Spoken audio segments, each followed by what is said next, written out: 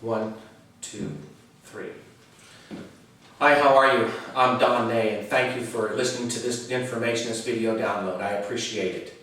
Thanks for taking the time to look at all the other ones and listening to them as well. So you can imagine just listening to a few of the stories, the things that a person would have to go through, especially me.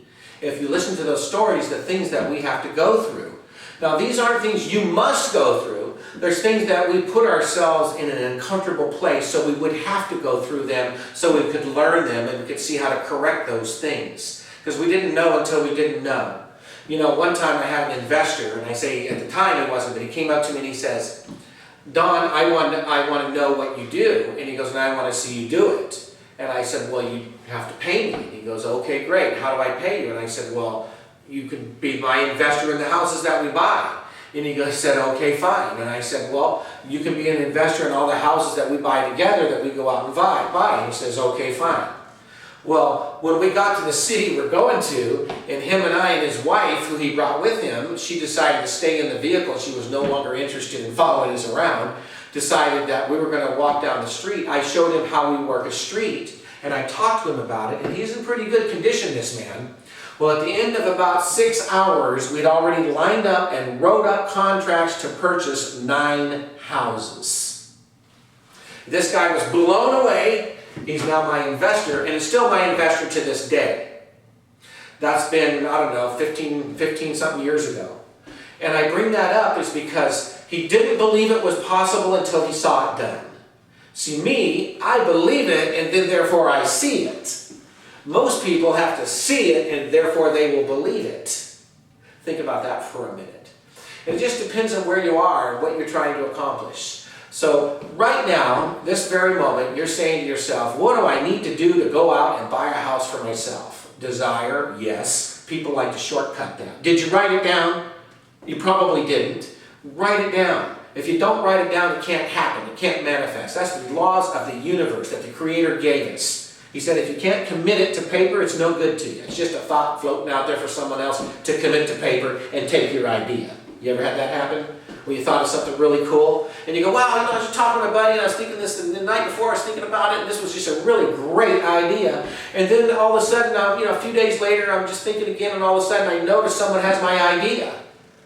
Well, of course they did. They wrote it down, and you didn't. And if you don't write it down, it leaves you and goes to someone else. You write it down and commit it to yourself, now it's yours. So if you want to buy the house, write down, I want to buy a house. I want to buy a house that I can live in. I want to buy a house that I don't need a down payment for. I want to buy a house to where the seller will finance it for me at payments that I can afford. I want to buy a house that is in an area that I would even want to live in this form of fashion.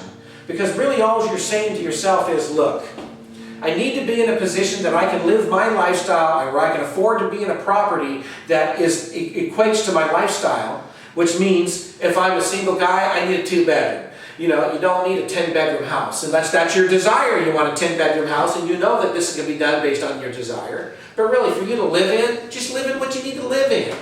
That's like people saying, I want a 100,000-acre ranch. What for? So I can fly over it. I mean, come on. Do you need that, really? Why not have the 100,000-acre ranch or whatever it is? You know, because I've had lots of property, I can tell you. It's not all it's cracked up to be. Lots and lots of land. It's not all it's cracked up to be. It's beautiful, it's enjoyable, but come on, how do you share it? How do you let other people to be a part of it? How can you profit more from it? How can you make sure that it's there universally for everyone to use? Well, you can't. You can't. And that's why I like homes. Because now I can talk to you and I can say, hey, listen, talk to people. Literally, if you don't talk to people, they're not going to know what you're doing. They're not going to know that you're interested in buying their house. They're not going to know that you care about they just had a new birth or they just got a job change. So you have to talk to people. If you don't want to talk to people, this is not the business for you. We're in the people business. Deal making is really about deal creation. And deal creation comes from the people business, which means we have to talk to people. It's not a big deal. It's just like just sitting down and just talking to a relative, one you like or don't like. As long as you have tea with them, that's how it is with strangers too. And when you practice that, you're going to find out something. The total stranger will gravitate towards you and with you a lot quicker than the people who actually know you. And the reason they do that is because you've exhibited human dignity without ever asking for it, which means you've shared something about yourself to them. Just by asking them, hi, how are you? I'm Don Ney. What's your name? And if they don't tell you, say, I'm a professional house buyer, so my job's to talk to everyone. You follow me? Just tell them, I'm a professional house buyer, so my job's to talk to everyone. Don't be ashamed of what you do. If you're ashamed of what you do, you can't do it. I tell people, I'm a professional house buyer. I'm a salesman. I'm a manager. I do renovations. I buy and sell and fix and flip houses, and I collect rents. That's what I do. And that's what gives us our income. And we've been doing it long enough without ever borrowing money from the bank. Because they would never give a loan to Don Ney at that time. Now they will, and I don't want to use them. Isn't that great? And so I can continue to say to you that I've never borrowed money directly from the bank to buy a house. They've never given me a loan to buy a house. Yeah, I've refinanced a couple of houses years ago, but since the mid-90s, I haven't even gone to the bank to borrow any money, pure and simple.